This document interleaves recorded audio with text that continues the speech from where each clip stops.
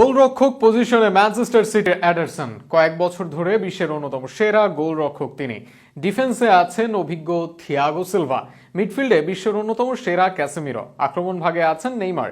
এদের সঙ্গে আছেন বিশ্বের ভিন্ন ভিন্ন বড় বড় লিগে পারফর্ম করা অনেক খেলোয়াড়। সব মিলিয়ে ব্রাজিলের কোপা আমেরিকা থেকে বাদ পড়া বা ছিটকে যাওয়া দলের একাদশই চ্যালেঞ্জ জানাতে পারে যে কাউকে। কারা থাকবেন সেই একাদশে তা নিয়ে বিস্তারিত থাকছে প্রতিবেদনে। 23 সদস্যের দল ঘোষণা করা হয় শুরুতে, এরপর সেটিকে বর্ধিত করা হয় 26 সদস্যের দলে। এরপরও ব্রাজিল দলে অনেকের সুযোগ না পাওয়া নিয়ে উঠেছে প্রশ্ন। সেই তালিকা এতই বড় যে আস্ত এক একাদশী বানিয়ে ফেলা যাবে এখানে। এমনকি কিছু কিছু জায়গায় থাকবে বিকল্প। গোলরক্ষক পজিশনে ব্রাজিলের স্কোয়াডের বাইরে থাকা একাদশে থাকবেন ম্যানচেস্টার সিটির এডারসন। শুরুতে দলে ডাক পেলেও পরবর্তীতে ছিটকে যান ইনজুরির কারণে। ফলে কোপা আমেরিকার মঞ্চে এই অভিজ্ঞ গোলরক্ষককে ছাড়াই খেলতে নামবে ব্রাজিল। গত সিজনের সেরা এই গোলরক্ষক বিশ্বের অনেক দলেরই থাকবেন মূল একাদশে। সেন্টার ব্যাক পজিশনে থাকবেন অভিজ্ঞ থিয়াগো সিলভা। এই সিজনে চেলসির অন্যতম সেরা পারফর্মার সিলভা। ব্রাজিল দলে না থাকলে ক্লাবে নিজের জাত চিনিয়ে যাচ্ছেন বারবার। বিদায়ী সিজনেও নিজেকে আরও একবার প্রমাণ করেছেন সিলভা।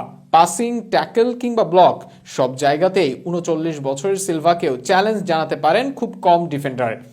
সিলভার সঙ্গী হিসেবে থাকবেন নটিংহ্যাম ফরেস্টের মুরিলো। এই সিজনে নটিংহ্যাম ফরেস্টের বছরের সেরা খেলোয়াড় হয়েছেন, একাধিকবার হয়েছেন মাসের সেরা খেলোয়াড়। কোপা আমেরিকার স্কোয়াডে ইনফর্ম মুরিলোর ডাক না পাওয়াকে অনেকেই মানছেন অনাকাঙ্ক্ষিত ঘটনা হিসেবে। লেফট ব্যাক পজিশনে ভেন্ডারসন হবেন স্কোয়াড থেকে বাদ পড়া একাদশের খেলোয়াড়। এই সিজনে ইনজুরি থেকে ফিরে অসাধারণ কাটিয়েছেন মোনাকোর ভেন্ডারসন। এই সিজনে 3 গোল ও 1 অ্যাসিস্ট, গড় রেটিং 7.4।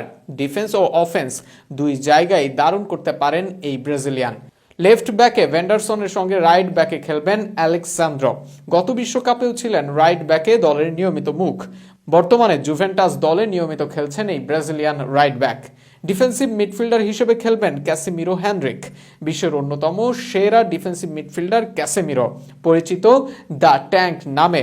তবে বর্তমানে ক্লাবে ভিন্ন পজিশনে খেলার কোচের সুনজরে আসেননি তিনি। তবে নিজের দিনে ক্যাসেমিরো হতে পারেন যে কোনো দলের বিপক্ষে আতঙ্ক। তার সঙ্গে সেন্ট্রাল মিডফিল্ডার হিসেবে থাকবেন আর্থুর। এই সিজনে ইনজুরি থেকে ফেরার পর নিজেকে ফিরে পেয়েছেন আর্থুর। ফ্লোরেন্টিনার হয়ে লোনে এই সিজনে 1 গোল ও 3 অ্যাসিস্ট করেছেন এই মিডফিল্ডার। এদের সঙ্গে অ্যাটাকিং মিডফিল্ডার হিসেবে থাকবেন ব্রাজিলিয়ান লিগে খেলা রাফেল ভিয়েগা। ব্রাজিল স্কোয়াডে দীর্ঘদিন নিয়মিত অংশ ছিলেন ভিয়েগা। আক্রমণের নেতৃত্ব দিবেন নেইমার জুনিয়র। যদিও ইনজুরির কারণে নেই তিনি, তবে তিনিও স্কোয়াডের বাইরের একজন। আর অপর উইংয়ে থাকবেন পোর্তোর গ্যালেনা।